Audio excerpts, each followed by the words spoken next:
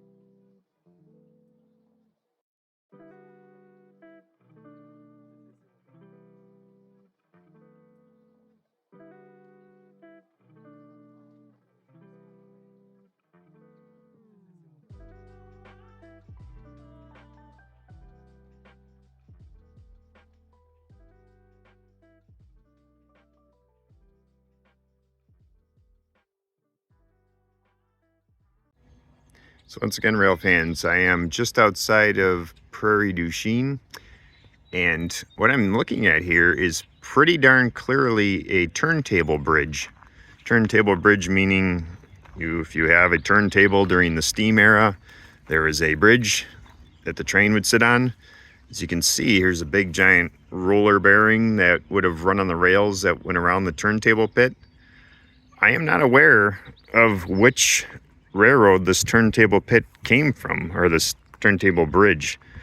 I don't know, it almost looks like this is being saved here for some reason. Did Milwaukee Road perhaps have a turntable pit here in Prairie du Chien? And this is the turntable bridge. You can even see the arched tracks that the bridge sat on. I doubt this is ever going to be used again. It's kind of interesting that it's just sitting here, maybe waiting for some museum or something to come pick it up someday. A lot of times this type of railroad relic just gets turned to scrap because it's a big chunk of metal. But I don't know, I think this is pretty interesting that this is just sitting here. If somebody has a history on this, post up in the comments below my video. I'd really like to know what the history is of this turntable bridge. All right, some more Prairie du Chien action here.